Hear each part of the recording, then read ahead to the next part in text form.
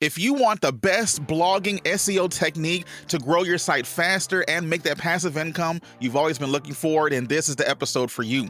I tested out 3 SEO techniques to grow my sites faster and build them stronger, and I found one that worked by far the best out of all of them. Let's discuss.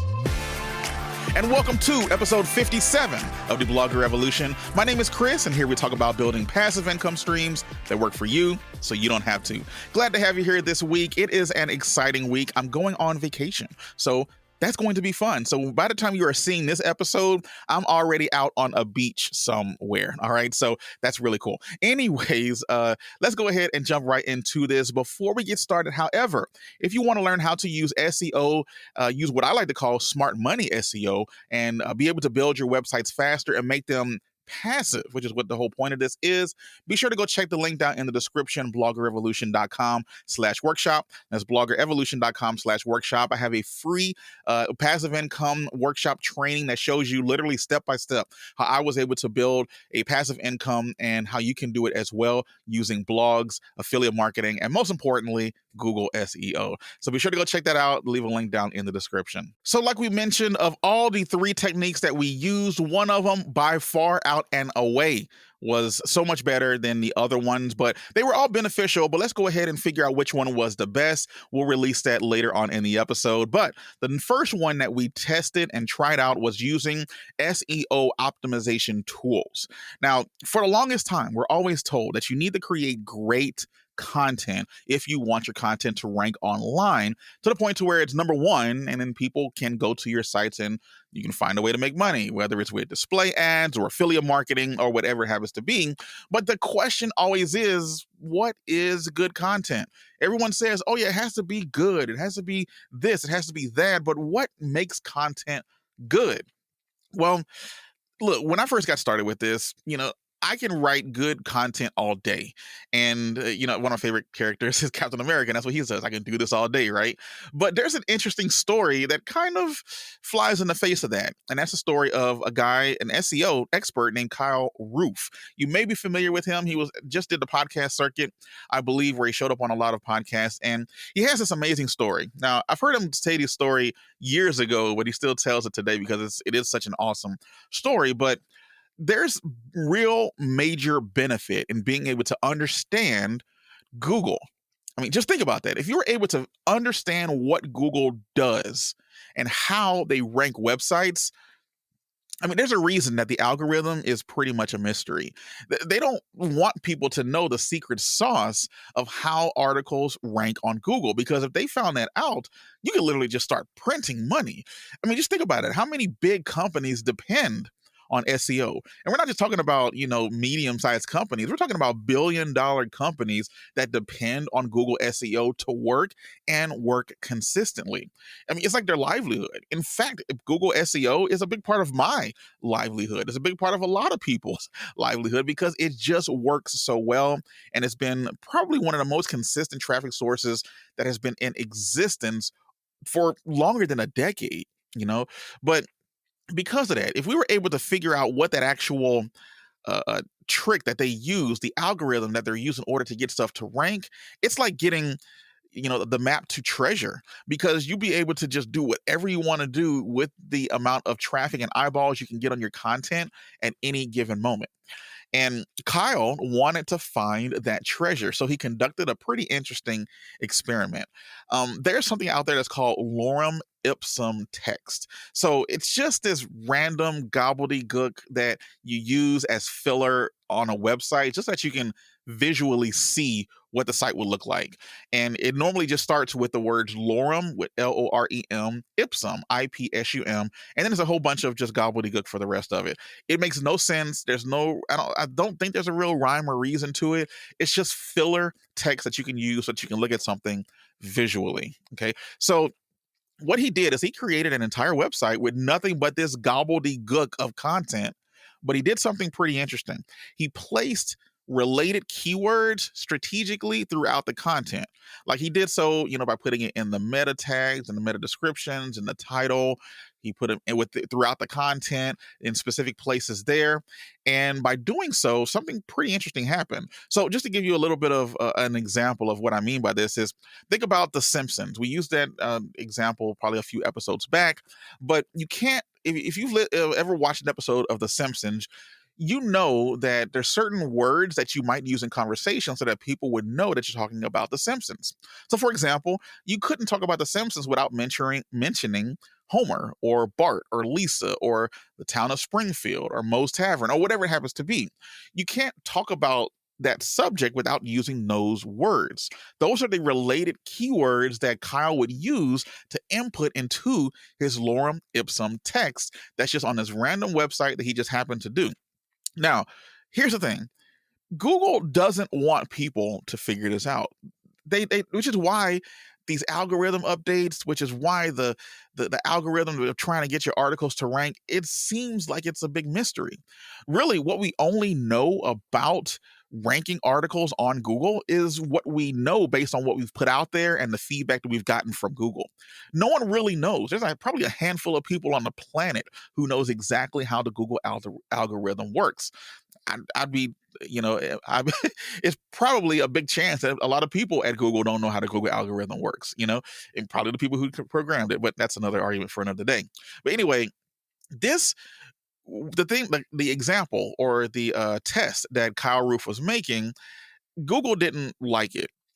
If they found out a particular Google account he was using to run these websites, they were starting to get shut down because they didn't want him to figure this stuff out, which usually is a great indication that you're stumbling upon something that's kind of great. But anyways, that didn't stop him. All right. He didn't let that roadblock get in his way. So he created another Google account and just tried again. And he just kept trying and he just kept trying. And he started ranking for specific keywords just by having the right keywords in the right place. And that's probably the most interesting thing of it, because at that point, he kind of figured out Google. He found out the treasure, right? So there were some major insights with that. You realize that Google is a machine. Google is a computer. It's an algorithm. It's not a real person. It can't comprehend. It can't read and then spit out something that is intelligible, because it's a computer. That's something that the brain really can only do. It can take as much information as possible and try to spit out the best answer, but it's not going to use comprehension to figure out what's going on. So what does that mean? If knowing that information, Google is, you just need to put the right keywords in the right place and do so consistently, and then let Google use other type of factors to try to figure out if that content is good. And usually that's when people finally start to see your content. That's what differentiates content being good from being average or being great. It's if someone else lands on it and it satisfies the search intent, meaning that whatever question's being asked, whatever is being proposed in the title, it's being met within the article. Google looks at those user signals to see if it's a good content. It can only go so far with what it already knows, and then it just takes the rest of the information from people who land on it and how they reacted to it. So being able to use the right keywords in the right place is going to help you rank your articles. That's huge information. That means tools such as Surfer SEO and Phrase and Neuron Writer and WriterZen and all of these SEO optimization plugins now are a little bit more valuable because they're going out there using artificial intelligence, reading all of the articles that are on the first couple of pages for Google for a chosen term, and then letting me and you know what keywords need to be used in that article to make sure that we have the most relevance possible. That's huge. That's outstanding. I've used that technique pretty much, especially for the Project Colvin website, for the entire thing. And articles rank fast. Articles rank very, very fast just by using these tools. I particularly love Phrase. Phrase.io is probably one of my favorite SEO optimization tools. They just do it really, really well. There's some other ones out there, a couple of cheaper alternatives such as Neuron Writer or WriterZen. But sometimes I find that tools that do everything only do them well versus doing one thing extremely well. And Phrase just does SEO optimization extremely well. So I do definitely recommend that you at least give them a try. I'll leave a link down in the description, and it is an affiliate link, but it will get you I think it's a 60% discount just for trying it. Is it your first month? I believe it's like $17, and you'll be able to get 30 articles optimized, which is pretty good, so definitely go ahead and check that out. So that's the first one right there. It's using SEO optimization tools in order to write your content better. Now, the second technique that I've been using quite often is the new brand swapping technique. Now, I'm not really sure if it's called brand swapping specifically, but I know that Niche Website Builders just recently came out with a video, and I think they called it brand swapping. But whoever came up with it, I apologize for not giving you credit. But if you want to make passive income online, you obviously need content, right? And you need a lot of it. But writing content, especially if you're not experienced with doing it or you haven't done it very often, it's difficult to do. I know that was the case for me, even when I first got started with trying to blog back in like 2015, 2016. My whole goal was just to try to get my wife to not have to go to work anymore, at least, at the time. I wanted her to be able to stay home with our son, give him some mommy care rather than daycare. But, my son was on his way. When the 9-month clock starts ticking, there's not much you can do to stop it. So with him being on his way, I was kind of under a time crunch as to how I was going to figure out how to get this blogging and affiliate marketing thing to work. So after I stumbled upon it, I went on with it full force because I loved the idea of just putting stuff out there one time and then it just continues to earn a revenue over and over again. So I studied everything. I listened to all the podcasts. I did all of the studying possible in order to figure out what to do. But the most important thing that I did was I took action. I actually implemented the things that I learned. And I remember I started a site on luxury watches. And I'm going to be honest, it was tough. It wasn't great, but I definitely struggled with the content creation early on.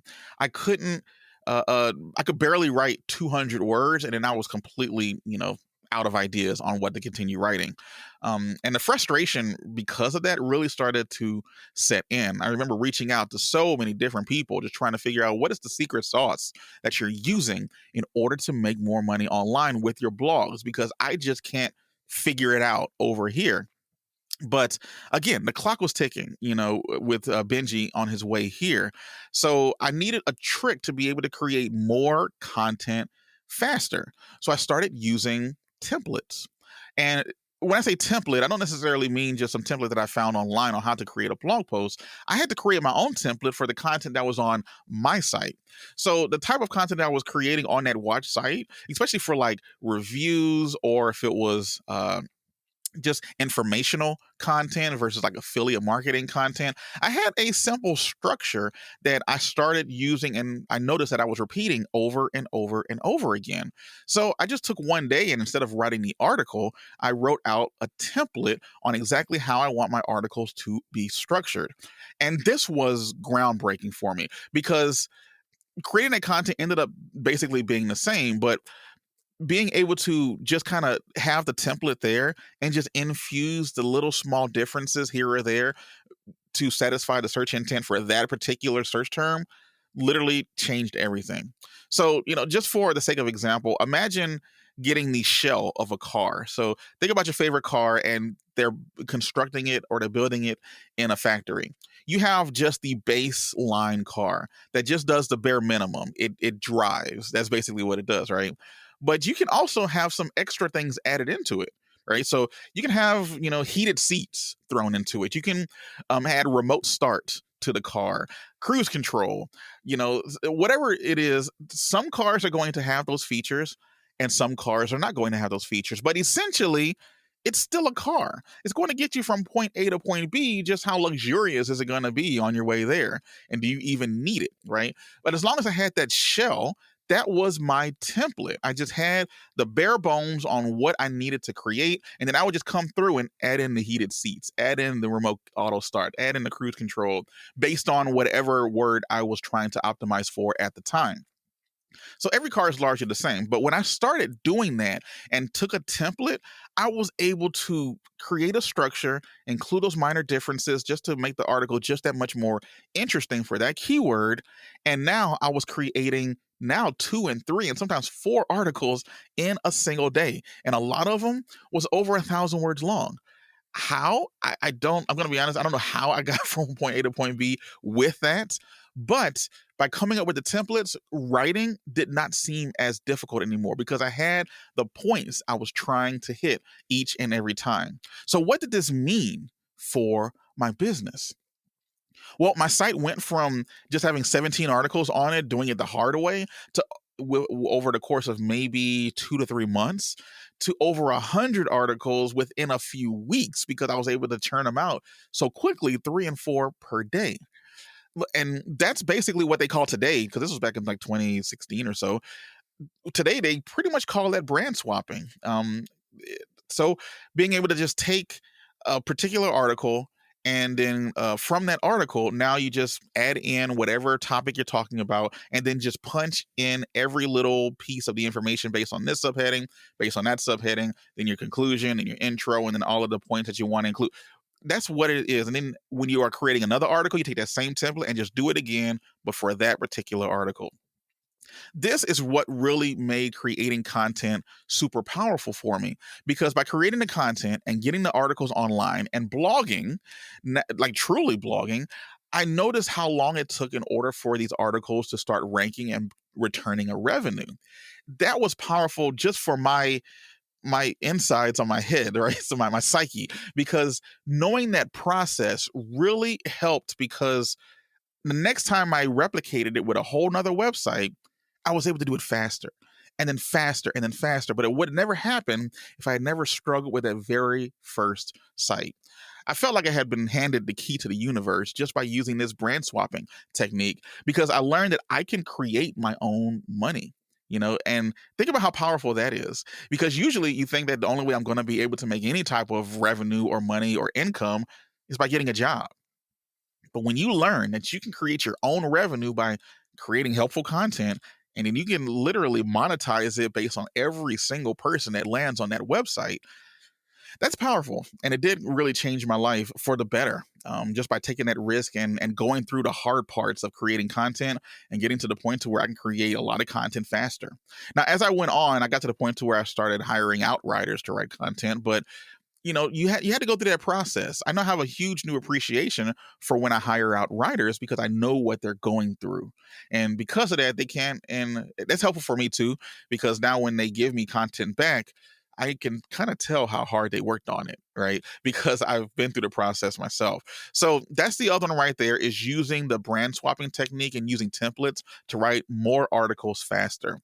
Now, the third technique that I use that was has been super helpful over the past couple of years would definitely be aged domains and aged sites. Now, this isn't necessarily new. It's been around for a long time. Only I've gotten into it within the last couple of years, to really help you grow your websites faster and even cheaper when you really think about it.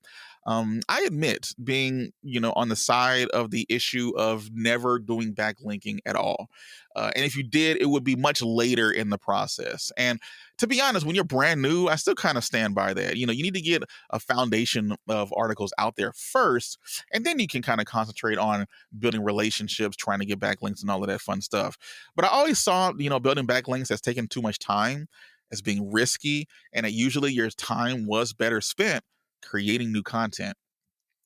But if you are in a situation right now that you want to save time and you have a budget, then using this technique is going to help you grow faster and build that passive income more quickly than if you have not done it. Now, there's this thing that's called the Google Sandbox. So allegedly, because there's a myth as to whether or not it actually, a question as to whether or not it actually exists, but allegedly Google gives you a, what I like to call, a prove it period for a brand new domain. For, sometimes it can be a couple of months, sometimes it can be 6 months to a year, depending on the niche.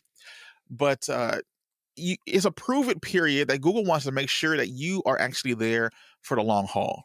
Now, it seems backwards and counterintuitive, because you're like, why would I want to, start that process and just wait? But The big reason for it is because Google's trying to protect itself from spammy content.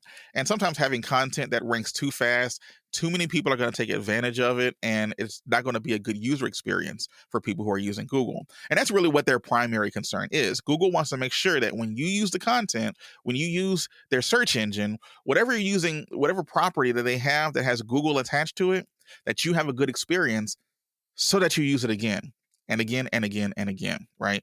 So buying age domains or an age site, you can cut down on that time considerably. You can basically skip over the Google Sandbox. So, just for the sake of argument, to make sure that we're all clear here, buying an aged site is just a site that's already been around a while, that's already getting traffic, hopefully is already getting revenue as well. And that will be an aged site that's, you're just buying it off of somebody else. Then you also have an aged domain. Now, an aged domain can be just a domain that doesn't necessarily have any content on it, but it has a history of having pretty good backlinks on it. And it can be backlinks from some pretty highly authoritative websites if you can find yourself a decent domain. Usually you can do link building this way very, very cheaply, at least at wholesale prices, because you're buying the entire domain and everything that comes along with it at a much cheaper rate than if you were to get those backlinks individually, plus the time that it would take for you to get those as well. So that's what an age domain versus an age site is. So, for example, I use the aged site example and an age domain, to be honest. When I recently grew my Project Colvin site, I got it over $500 per month within about 4.5 to 5 months, which is kind of unheard of. You can usually make some income relatively quickly with a blog, but to get it to over $500 and then have it, being worth 20,000 or so dollars, that's pretty good that you can turn that from zero to $20,000 in about 4 to 5 months. So that would be a decent return on your money with any investment that you're doing, right? But there is some caveats. There is some things you need to be worried about before you jump into getting age sites and age domains. You need to make sure that you do them right, because if you don't, you're just going to end up wasting a lot of money. So a few things to watch out for. Sometimes domains, they can be put through the ringer, where, there's a lot of what you can consider black hat SEOs. And for those of you who may not know what a black hat SEO is, it's just, someone who's going to take every advantage of a Google deficiency to try to get their articles on their blogs to rank faster. And usually using that type of mentality when trying to build your website is going to cause you to always be kind of looking over your shoulder, right? Because you're always wondering when Google's going to fix it. And then you got to find a new technique. And that's hard to do. It's much better to kind of ride with the flow with what Google does and figure out what they're trying to do, work within those constraints, and then you're going to see your websites grow. But sometimes people will take these domains and they'll just connect spammy stuff to it. They'll connect adult content to it. And if the age domain has any of that stuff attached to it, you do not want to buy it. If you don't do the correct due diligence when looking at these things, you might miss something crucial. Then you buy it, either build a site on it or redirect it to your current site. And you're going to see your rankings tank. And you're going to be like, why? What's going on? What did I do wrong? It's because you didn't vet it properly because the domain's been through the ringer. Or you might end up spending too much money for backlinks that don't matter. There's still kind of a debate as to whether or not creating or not say creating, but using an age domain, and even if it expired at some point, if those backlinks that it has still carry the link juice or the authority that we all think that it does. I'm going to be honest, when I have redirected sites so far, it's helped the traffic grow at least a lot faster than what I normally would have had. So for an example, by having an age site and an age domain recently that I've been testing on, I had absolutely no indexing issues, meaning the articles that I created and posted were on Google on the first page within a few days. Sometimes as quickly as, a few hours, it's already on the first page of Google. And that's great. The trust is already there. When you get an age site or an age domain, you don't have to go from a fresh domain and going through that prove it period or that Google Sandbox that exists there. So what I learned from using these things is that I can use an age domain or an age site to skip over to Google Sandbox and be able to make more money faster with my niche sites. So it's usually money well spent. And what that could also be a drawback of it as well is that you kind of do need some seed money in order to invest into either buying a site or an age domain. And as people more and more realize the value of the backlinks that they're getting, when they are buying these age sites and age domains, sometimes the value of these sites and domains are getting more expensive, so regardless, I definitely would recommend it because by doing it, I've been able to grow, a couple of sites a lot faster than if it was just on a fresh domain. All right. So, of these three things that we talked about, the SEO optimization tools, the brand swapping, and the age domain and age sites, which one was the big one? Which one was the one that I saw the most benefit from? And I will say the most benefit that I got from all three of those would have to be the SEO optimization tools. Being able to have a tool to tell you what words to include in each article will give you the best shot at ranking, even if it's a super competitive keyword to go after, because that your content is just as good as the content that's on the first page as well. There is a couple of caveats with it. You do need to be very careful of not just regurgitating what's already on the first page. You need to improve on the content at least a little bit. Add some unique research in it as well, so that the unique research is something that will separate you from everybody else on the front page. It's going to require you to do a little bit of extra, work and time in order to make something that's truly unique, as in perhaps interviewing somebody, maybe getting on the phone, calling a few places to get some quotes and some real actual hard information and data to be able to include in your site. But if you only did the work once, and it's there, and you start to rank, you're going to rank for years, which means you're going to make money for years. And when you're out there on a beach, or when you're out there, on your deathbed or whatever, from the two extremes, your site is still going to be generating an income. And that's the beauty of this entire thing. So I definitely would say that SEO optimization tools has been one of the bigger things that has changed my business, at least recently.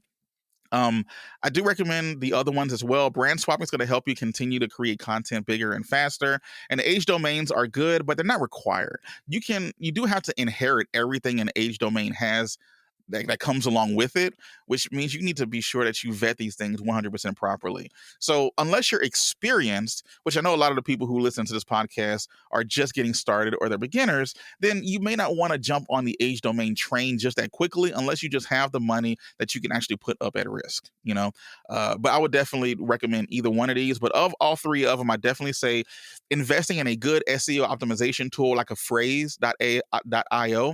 Again, I'll put a link down in the description because that's my favorite one that I've been using. I definitely would recommend it. So if you're going to use any of these tricks that we've just used, or if you're going to use all three of them, you're probably going to need a little bit of help in making sure that you do them the right way. And I definitely recommend you go check out my free training I have over at bloggerevolution.com/workshop. That's bloggerevolution.com/workshop. Again, it's a free training that shows you step by step how to build a blog that not just makes money, but makes passive income so that you don't have to always be working on it constantly. Not active income, passive income. So be sure to go check it out over at bloggerevolution.com/workshop.